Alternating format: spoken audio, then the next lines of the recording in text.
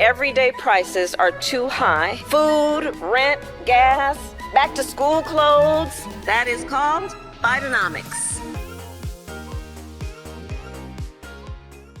When Team Trump comes out with a good ad, we like to share it with you. And this morning they came out with a great ad, and we want to share it with you. Take a look.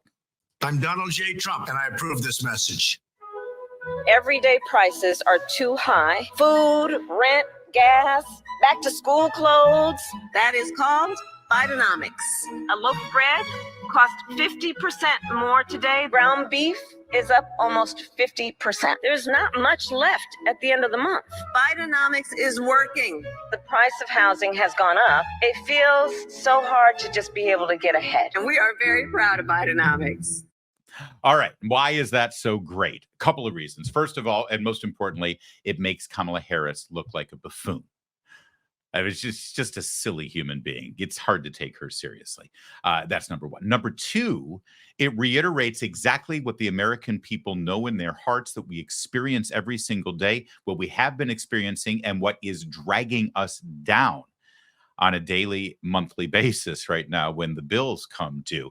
The fact that everything costs more, and the fact that Kamala Harris herself, trying to pivot in some way out of her own mouth, is laying out in deep description, point by point, item by item, how you're suffering because she's vice president right now, because of her and Joe Biden's policies right now. You're actually hearing her relay it to you.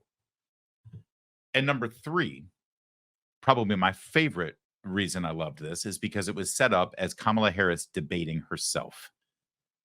Harris versus Harris, the debate side by side. This is Kamala Harris now. This was Kamala Harris then. It not only reinforces the fact that she's all over the place policy-wise, and she's just making this crap up as she goes along, but she could basically debate herself for the presidential election. And sadly, because of some news we had yesterday, that might be the best debate we're going to get. Kamala Harris versus Kamala Harris. I don't know if you saw this or not, but Kamala Harris is now trying to change the rules of the debate that they've already agreed on. Apparently, they want no muted mics throughout the debate. We'll explore that one a little further in a moment. They want both candidates to be seated. And I'll tell you why. Because if they're standing at podiums, Donald Trump will deliver a more commanding presence. Now, this isn't just because he's a man and she is a woman, although, to be fair, to be honest, that is part of it. You see, when Kamala Harris debated Mike Pence, they insisted on the two of them being seated. And so at that point, you're seeing both of them from the waist up. And men and women, for the most part, are the same height from the waist up, for the most part. Also, because it was COVID, they had to be separated with a plexiglass wall. We've got a clip of that debate. You'll see it in a moment. So they really rarely had a two-shot there. So they basically physically looked equal. Now, I'm not saying that physical appearance makes somebody a better president or not, but trust me on this. There is a subliminal, not so subliminal, psychological benefit given to the larger presence on the screen, especially when the American people are tuning in to compare A versus B. If A is a larger, more commanding presence and B is a more diminutive and, in your mind, a weaker presence, A is going to benefit from that. Think of all the analysis of the Trump-Clinton debate back in 2016, where they had the town hall, where they were both sitting on stools. You know, they don't do those debates anymore, do they? This is why. When Trump was able to get up and walk, and there were times, remember how they said later that he was invading her personal space and he was looming over her. He was getting in the shot behind her. And I remember all of that crap. If she weren't a diminutive, weak-looking person, it wouldn't have been that big of a deal, because Obama and Romney did the same thing when they had a similar debate like that. Obama and McCain did the same thing. Every time we've had a presidential debate up until now, when they have the town hall version of the debate, that's what they would do. They would both wander the stage at various times. Al Gore did the same thing to George W. Bush. I remember he actually got into George W. Bush's personal space at one point. You remember this from the debate? Maybe you don't remember it. You're too young. And George W. Bush was answering a question, and Al Gore was like in his space, and Bush went, hello, like that, and just sort of pointed out that he's doing this weird thing. But the fact of the matter is, when Trump is on stage with someone like Kamala Harris, he is going to look more commanding. He is going to look like the alpha in that equation. So one of the reasons why they want them both seated down is it diminishes that. It reduces that presence that Trump would have. And number three, candidates will be allowed to have notes. Well, that's fascinating, isn't it? Why does Kamala Harris need notes? Kamala Harris is a former prosecutor. She's a former attorney general. She's one of the smartest women alive. She's probably one of the most skilled people we've ever had even think about running for president, let alone actually gracing us with her presence on a national ticket. So I didn't come up with that myself. I just remember what I was told last week at the Democratic National Convention. That's the Kamala Harris they've all been telling us about. So why in the hell would she need notes? Trump doesn't need notes. Why does she need notes? Good question. And let's not forget, Joe Biden challenged Donald Trump to debates. I mean, technically, Trump challenged Biden to debates, and he ignored him for 2 months. But then remember when Biden went out there and said, hey, man, I hear you want to debate. Okay, anytime, anywhere, make my day, man. Remember, there were like 14 edits in like a 8.5 second span, or maybe it was 8 edits in a 14-second span. Either way, they set up the terms for the debates. They negotiated them. One debate in June on CNN, and then another debate on ABC News in September. And the rules were set. The terms were set. They had their first debate, and Donald Trump delivered the most dominant debate performance in presidential election history. Now, I know that the narrative that the media and historians will write is that Joe Biden had a terrible night. He was awful, and that ruined his presidential campaign. What they won't tell you is that Donald Trump was electrifying.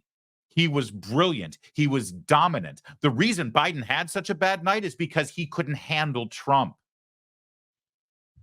It was, by any measure, the single greatest presidential debate performance in the history of our country. You know how I can say that? Because Joe Biden got beat so bad, he had to withdraw from the campaign. That's never happened before, ever. That's how dominant Trump was. So then Kamala Harris comes in. And, Kamala Harris gets to inherit the nomination without doing anything. She gets to inherit the money from the campaign without doing anything.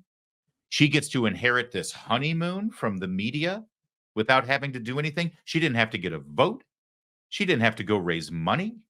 She didn't have to do a damn thing. This entire thing's just been handed to her. She got to inherit it. She got to just ascend to the throne. And so she walks up there and she gets her nomination without having to do anything or negotiate or and then she assumes that she can inherit all the debates as well. All right, Donald, we'll see you on September 10th. And the Trump people are like, what the hell are you talking about? We haven't agreed to a debate with you. We agreed to a debate with Joe Biden. He's not just because you got to inherit everything else that he worked for doesn't mean that you get to just waltz in and inherit the debate. You want a debate? Let's talk about it. Let's negotiate. So they did, and they came up with the terms for the debate. And it was September 10th on ABC, and they had their rules all set out, and everything was agreed to. And now, 2 weeks later, just 2 weeks before the debate, they come up and they try to pull this crap. The notes and the seated down and all that stuff. But let's get to that no muted mics thing. Now, this is interesting because it was the Biden people who insisted on the muted mics. They insisted on it because it's not fair that Trump will talk over Joe Biden all the time. We can't have that. So we want his mic muted. Now, what's interesting is that it actually ended up benefiting Trump.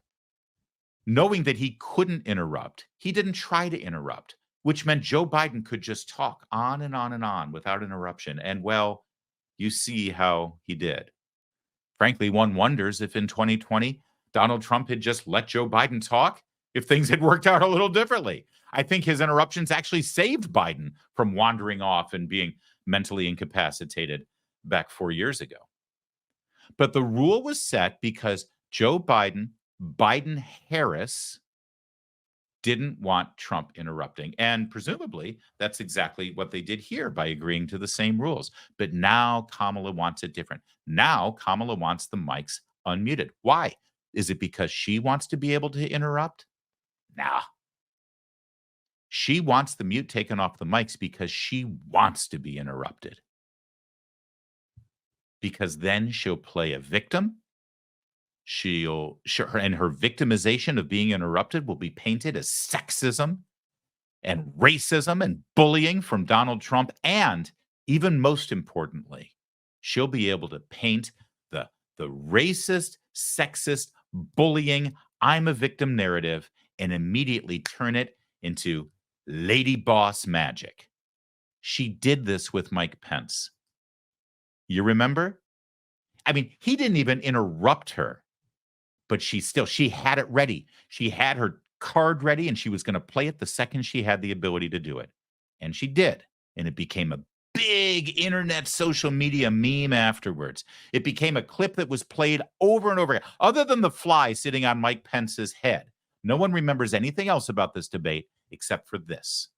Mr. Vice President, I'm speaking. Well, I'm speaking. it'd be important if you said the truth. Joe Biden said twice in the debate. And she did it multiple times. I'm speaking. I'm speaking.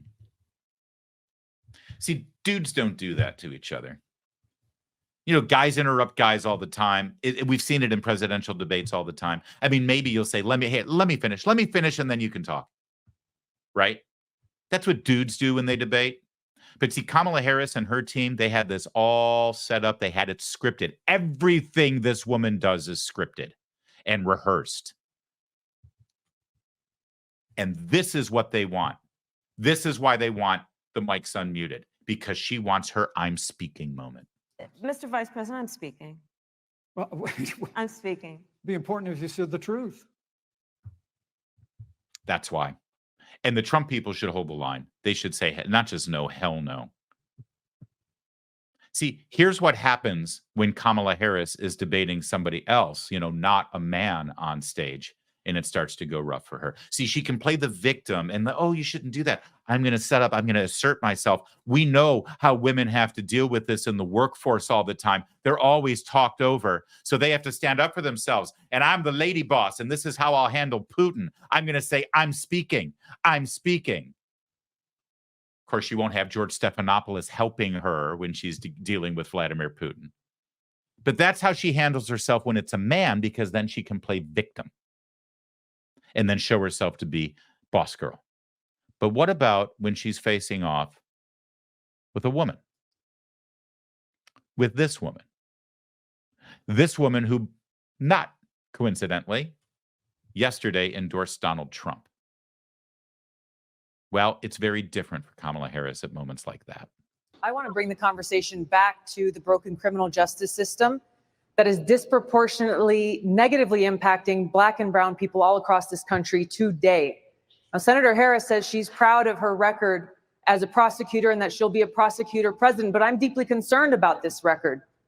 There are too many examples to cite, but she put over 1,500 people in jail for marijuana violations and then laughed about it when she was asked if she ever smoked marijuana. She blocked evidence.